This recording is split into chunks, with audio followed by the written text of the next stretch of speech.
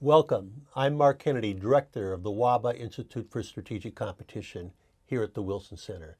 Today, we're thrilled to have Keith Rockwell, a Global Fellow with our Wahba Institute, but also just recently retired as Director of Information and External Division and Chief Spokesperson for the WTO. So he lives in Geneva, but today he's with us to help explore the art of the possible in terms of what we can do with trade.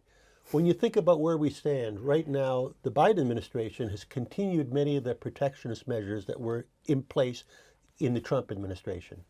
We also have Biden really not wanting to move forward with any new market access agreements, and Trump talking about 10% tariffs across the board. We have America joining China in having more of an industrial policy drive their strategic competition. This is the environment we're in. But Keith, you've had the opportunity as 28 years at the vantage point of the WTO to see deals come together and fall apart. So let's explore, of the many things out there in this environment, what can we still do to advance trade? And let's maybe start right here at home with the USMCA, the United States, Mexico, Canada agreement, which is generally well received here in America. And it's so well received that there's talk about expanding it. So we have Senator Cassidy putting out a bill that is getting some support and some attention to say we in America would be stronger in this regional competition if we had more feedstocks into that agreement. Many countries, we already have the CAFTA, the Central American countries. Costa Rica is pushing for that. We already have agreements with Peru and Colombia and Chile in the continent. What's your thoughts in terms of what that would do for America, and is that something that we should pursue, and is it possible? Well, Mark, first of all, thanks very much for having me. It's a great pleasure to be here. I think when we look at trade now, the most important thing to do is to be pragmatic. As you said in your opening, the art of the possible is key. The notion of a big bang trade agreement like we've had in the days of the General Agreement on Tariffs and Trade that created the World Trade Organization or NAFTA, those kinds of deals I think are in the past. So what you have to try to do is strike deals that are possible. And because the USMCA is politically popular, bipartisan support on the Hill, it's popular with the business community, that is a stepping stone to other kinds of trading relationships, I think. Now, we could expand that into Central America, perhaps link in those countries that you mentioned with which the U.S. already has trade agreements. Some people are even suggesting broadening it to include the countries of the Pacific Rim. That's one idea. That's a possible thing that could be done. I think we need to focus on that, because if we don't, we're going to spin our wheels and you're going to give a lot of purveyors of misinformation the opportunity to take the spotlight and twist the trade story in ways that are not helpful. Good insights. Now, we have a Canada Institute and a Mexico Institute that are saying, in addition to being broader, we also ought to consider deeper, that we can go deeper within that. I don't know if you have any thoughts on that, going deeper within USMCA. Well, I think what we're looking at in the future with respect to trade is certainly more digital. We're certainly looking at more services. The talk is about manufacturing, but it's interesting if you look at the two labor actions that are garnering the headlines in the U.S. now, the auto workers and the Hollywood strike, both of these are about technology. They're about AI and concerns about AI replacing workers, the use of technology to make new electric vehicles. These kinds of things represent a concern. People are much more willing to bash trade as a job-destroying factor than technology. But the fact is that technology is responsible for a much greater upheaval in the job market than trade. So those are two things. Also, green trade, whether it's environmental goods and services, whether it's looking at means of addressing climate change and are they compliant with international obligations. All of these things are very complicated things. All of these things are the waves of the future. And I think any agreement that comes along will have to incorporate elements of these things. So there might be opportunities to either add additional chapters or deepen and broaden additional chapters with those new developments. Yeah. Now, Europe has long been a key partner for America. You have the vantage point of being an American having lived in Europe for the last 28 years. When you think about the European-U.S. relationship, we've tried to keep it together more recently with the TTC, Trade and Technology Council. Where do we stand right now with Europe, and how can we make sure that's stronger? There's a lot of balls in the air, and unfortunately, the TTC doesn't really address any of them. I think the most important looming issue right now is the steel and aluminum question. Basically, what's being sought by the Biden administration is a way to produce steel and aluminum more cleanly, but also a way to address the massive global glut of steel production. And that means China. So there are two objectives here. One is to keep out steel that's made with processes that are not environmentally sound, and limit anything coming in from China. Now, on the China element of this, U.S. and the EU are in accord. Where they differ is how to address the question of environment. And the U.S., of course, has the Inflation Reduction Act, which is designed to promote green technologies. The EU has a different mechanism called the Carbon Border Adjustment Mechanism.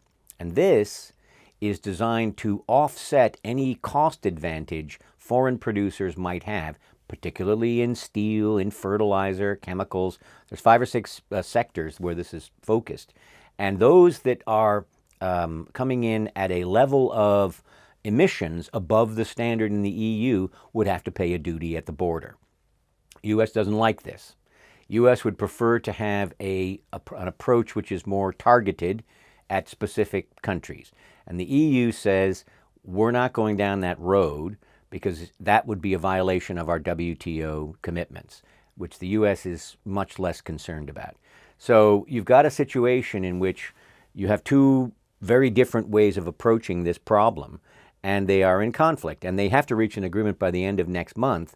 If not, the tariffs that have been in place in the Trump administration on steel and aluminum will snap back. And it's not just going to be on steel and aluminum, it's going to be on a host of other American products, including Harley-Davidson motorcycles, Levi Strauss jeans, Kentucky bourbon, very targeted products that would hit the constituencies of important lawmakers. So there's a lot at stake, and I know that EU Commission President von der Leyen is going to be in Washington at the end of the month, and the hope is that that meeting with President Biden will result in a positive outcome. You know, this carbon border adjustment mechanism has been a slow train coming towards America and frankly the rest of the world.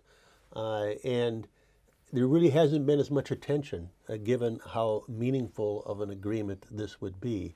So do you think if we reached agreement on steel and aluminum, which are two of the big components of the carbon border adjustment mechanism, is that going to be able to avert, the crash that is happening or on its well, way it's to happen? the two things are interlinked, and the problem is that you have at the moment more than 70 different prices for carbon for emissions, and in the U.S. you have some states like California and Massachusetts that have their own carbon system of measuring carbon emissions. Senator Whitehouse has put forward a bill that would make this national, but there's resistance to this in many pockets of the U.S. And the question is, can the two systems coexist? The EU's invested too much in CBAM. They're not backing away on this. So when we think about the other things within Europe, you mentioned the IRA, the Inflation Reduction Act. There is within that the benefit if you have a trade agreement with America for the credits. U.S. has already reached an agreement with Japan on this. They're talking with Europe. Any chance of that happening, getting done in Europe? There should be. There should be. I mean, here's the problem with the Inflation Reduction Act is that they're trying to use technologies that would produce electric batteries. In order to do that, there's a host of critical raw materials that are required, whether it's cobalt, nickel, manganese, copper. which frankly the U.S. doesn't produce or really process. China dominates in all of these things apart from nickel, where Indonesia is dominant. So in order to obtain these materials, which are required to make these products, you got to import them. Now, the EU has very good technology for manufacturing electric batteries. Would you be able to cut a deal that would enable the EU to export these batteries? It becomes more complicated because you start to look at the rules of origin of the components of these things. And of course, because China is central in terms of the production, the extraction, and the processing of these materials, this makes it more complicated for the Biden administration. It's a very complex, labyrinthine system designed to provide subsidies for those who can produce them, but the requirements that are attached to it are very onerous. If you don't reach a deal with the EU on this, they're not going to be happy. But you've got Indonesia standing in the queue. They want the same agreement. We'll have to see what's happening. It's complicated, and domestic politics here in the U.S. will play a role in determining the outcome. And given the significant lead that China already has, we frankly need Europe, Indonesia, and half a dozen more if we're going to live within this agreement and do what we're talking about. Now, we talked about how the USMCA, the regional compact we have here, is becoming sort of more the centerpiece, frankly, of the economy here in North America. Yet Mexico and Canada both have trade agreements with Europe, but Europe doesn't have one with the U.S. So if a European is investing within the North American ecosystem, they're more likely to want to invest in Mexico or Canada. So if America really cared about jobs in America, they'd figure out a way to get a trade agreement with Europe. Is that possible? Is that a bridge too far? Yes, is my answer. All right, we'll go on to the next. Just to add something to what you just said, not only is it a question of investing in Canada and Mexico, something the Europeans are interested in, the Chinese are too. And if you look at exports of China to those two countries, including for components and intermediate goods that are used in the supply chain production process, they're going through the roof. Yeah, the idea that America has less affinity towards trade than our two partners within USMCA, and it's hurting us, yet we still won't do anything about it, is just one of the many conundrums that we face. But let's go to Africa. I know you're a strong proponent of not just extending AGOA, but perhaps strengthening it. They have the new African Continental Free Trade Area. There's been a recent bill put out by Senator Kennedy, no relations, that would extend AGOA and a clean. Is that the right thing to do, extend it clean, or do we want to try to strengthen AGOA? Well, it's better to extend it than to let it expire. It expires in 2025. It needs to be renewed. There's no question. Now, the optimum outcome would be to improve it. And there are two elements that need improvement. One is the rate of utilization of the terms of AGOA that enable these countries to export to the United States. The preferential treatment that these countries obtain through AGOA is critical, particularly in sectors like clothing and textiles. Other products as well, cars, car parts, etc., jewelry, a variety of other things.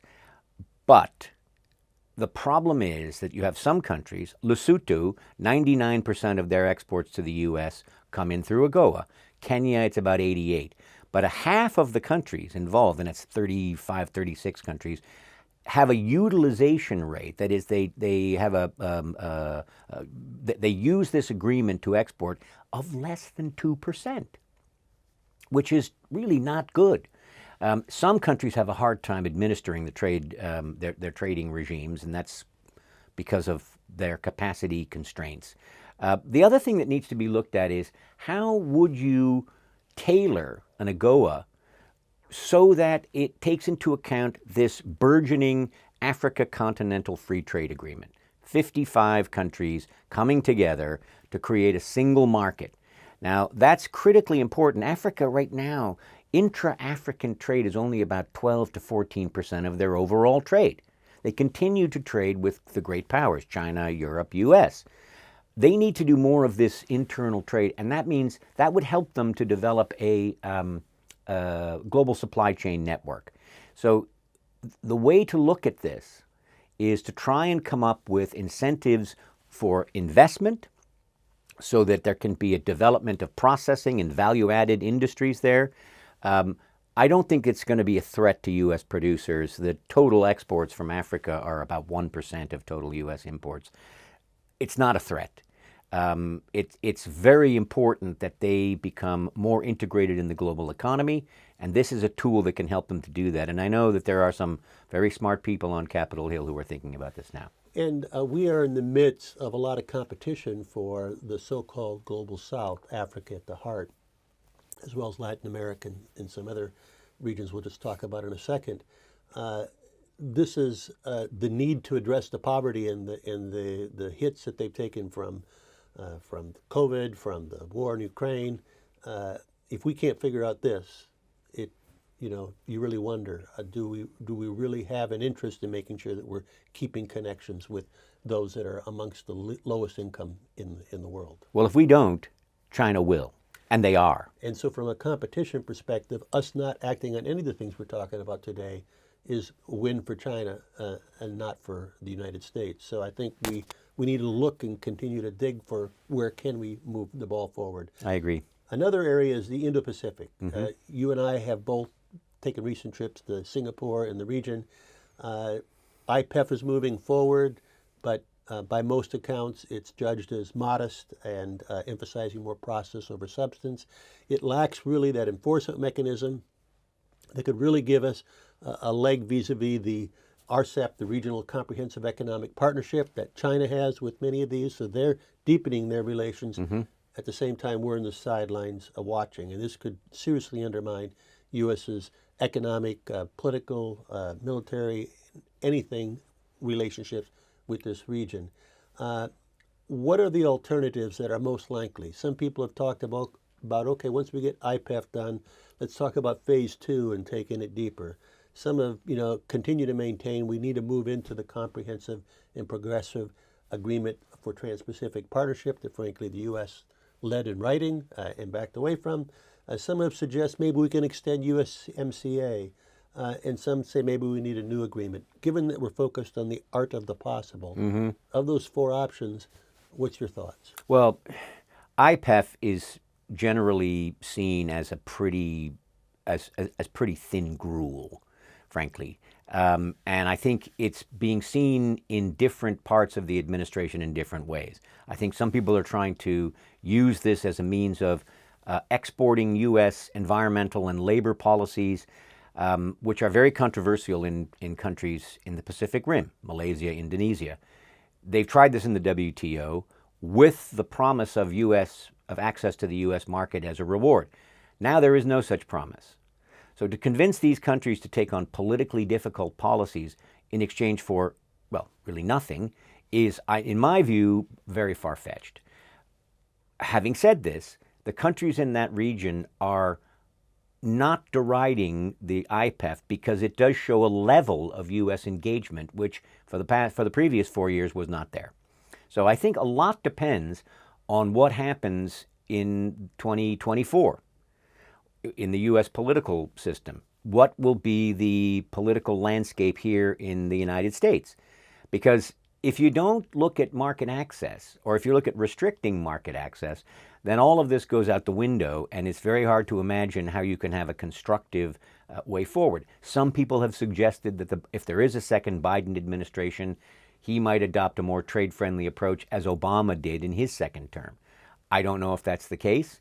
The circumstances today are very different from what they were in 2012. So we have to wait and see, and I think this country has is obviously a very critical element of how the global trading system will evolve in the next 4 years. Now, as part of our strategic competition, besides the fact that anything we won't do to embrace trade, China will, and we'll be losing out that way, we want to have more of a resilient supply chain. Now, Mexico and perhaps an expanded USMCA can do that for us. USTR, Catherine Tai, has recommended that part of her critique of the original TPP is that rules of origin will allow more Chinese goods to come in through that way. Are there ways of having a stronger, deeper relationship with Indo-Pacific that could help set up resilient supply chains less dependent on China from the Southeast Asia in critical areas that, whether it be medicines or health equipment or critical minerals that would be possible. Is that an avenue that we could promote? I like what Secretary Raimundo said here at the Wilson Center a few weeks ago. She said the vast majority of trade with China is not strategic. It's not national security. If you extend your concerns to cover the whole landscape, you're going to have problems because you're not going to be able to undo this intertwined network of supply chains. And that approach, again, we're talking about being pragmatic. You're going to need access to many of the things that the Chinese make. And as I said earlier, the Chinese are already entering the market through Canada and Mexico. And Southeast Asia. And Southeast Asia. So, I mean, it's happening already. What needs to be, I think it was Jake Sullivan who said, a small yard with a high fence. I think if you're going to worry about products, keep the numbers limited and the focus very sharp on those, because otherwise you're going to spend all of your time searching for a solution to a problem that doesn't really exist. And I'm not disagreeing with anything you're saying, other than to say, within that high fence, can we have supply chain sources from Southeast Asia on those high fence items? Yeah, I think you can. And that perhaps would be an avenue for deepening the relationships that we have with them right now. Well, I mean, look at the electric motors for the electric vehicles, the batteries for these things. I mean, there is almost no way you can make these things without some input from China. So what is going to be your priority? Is it going to be the development of these clean technologies, or is it going to be to use a microscope to examine every single product coming into the country through a variety of different avenues and say, we have to stop this? If you do that, then other objectives are going to be kicked to the curb, I'm afraid. Moving out from there, I won't dwell on the Pacific Islands, only to say that earlier the president had the second Pacific Island Summit with an agreement to expand it. I think geopolitically in Global South, that's an important thing. But India has been another area where American companies are looking to diversify their supply chain. One of the areas where they're doing a China plus one. But India has not had a history of having trade agreements that allow components to come in and out like you normally need in the modern manufacturing process. So what's the prospects of India either changing to recognize they need to loosen up as it relates to in and out components, or if not, how is that going to hamper India as a sourcing location? I see very little prospect of India changing from its nationalist economic approach. Very little chance of that happening.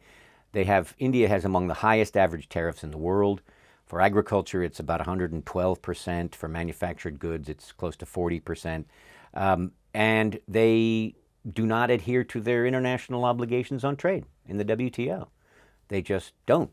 They have decided they're not going to import information technology products, even though they signed up to the agreement back in the late 90s. And if you don't sign up to these agreements, if you're not a reliable partner in terms of taking in imports, you have to import if you're going to export. And if they don't adopt a different approach, it's very difficult to see how they are going to be competitive in export markets in high-tech products. And you had the vantage point from the WTO for 28 years of seeing India and viewing them as, frankly, among the more protectionist countries in their policies. Yeah, well, look, they're not even participating in the trade agreement, even in IPEF. There's a trade pillar that they have decided to exempt themselves from. And even though there's no market access, they're not keen to participate in anything to do with digital trade. They will not participate in labor and environmental standards. So this is the kind of partner that India is. That's just how they are, and I don't see that changing anytime soon. You mentioned digital. We're a digital economy here in America. We're arguably the digital economy, and yet digital agreements are going on throughout the world that we're not a part of, and letting people write the rules in our industry. One of those is the WTO e-commerce. Do you see prospects for that coming to the finish line? There are key elements of this that have already been agreed. around a dozen or so different chapters of this negotiation. They're nuts and bolts. It would essentially be a global standard template for e-contracts, e-signatures, consumer protection, things like this, which may not be terribly sexy, but which are extremely important, particularly for smaller businesses who know that this is a form that would be recognized globally. That's been agreed. The question is, do you go beyond that and tackle the really politically difficult issues, cross-border data flows, data localization, forced transfer of code? Those issues there are problematic, and the US and the Chinese are at totally opposite ends of the spectrum. The EU and the US there are grounds there for striking a deal. Were they to do that, that would become the global standard, because you would then get all of the Pacific Rim would be participating, Latin America, big chunks of Africa would be part of that as well. The problem is that the US and the EU have different approaches to data privacy and data security, as you know. And so the US is trying to find a way that would recognize the general data privacy regulations, which is the GDPR, which is the big EU standard. It's really the global standard now because there isn't another one, apart from the Chinese, which is very rigid. If the US can find some way to accept the general principles here, which I think they do, and President Biden has put in place an executive order which would say that essentially the U.S. intelligence agencies would not abuse the relationship with the EU. EU citizens would have recourse in U.S. courts, for example. This is seemingly acceptable to the Commission in Brussels. If they can build on that, you could get a deal between these very important players, which would set the standard for everyone else. Well, you have two big standards in this vitally important area moving forward, trying to be this global standard. China, and you actually have in Europe, and U.S. really hasn't defined a standard yet. Right. So I think this is something that is A, possible, and B, necessary. I agree. Let me just finish on WTO, your home. Right. Dispute resolution, ideas of having more subsidies, the standards and regulations. What's the prospects of that in near term, of us moving forward? Well, given the fact that almost every major player is now spending billions and billions of dollars on various environmental programs, these may or may not be in compliance with WTO rules, but I don't think these governments are going to change course regardless of what the WTO says. Now, striking a new agreement, I think that's a good idea, but the problem is, if you don't have a functioning dispute settlement system, any new agreements that you sign are going to be pretty meaningless because there's no means of enforcing them. And the prospect of having a reform of the dispute settlement system, I think, is very remote. The reason for that is that the U.S. has been very upset with the second tier of the dispute settlement system, the appellate body. They have blocked the appointment of jurists. Their concerns are legitimate in many ways. They have said that the appellate body has gone beyond its mandate, has applied jurisprudence, has essentially impinged upon the rights and obligations of members. I think there's a very large majority of WTO countries that agree with this. The problem is the U.S. is not suggesting the way forward. And I find it very hard to imagine that the U.S. would agree to any reform of the dispute settlement system in an election year. So we don't see much prospects in the WTO, but during our conversation today, we've agreed on about a half a dozen areas within trade that even in the very challenging environment that we can move forward on. So appreciate your time with us here today, Keith. Again, this is Mark Kennedy with the Wahba Institute for Strategic Competition. Wonderful conversation with our Global Fellow, Keith Rockwell, former Chief Spokesperson for the WTO. Thank you so much. Thank you, Mark.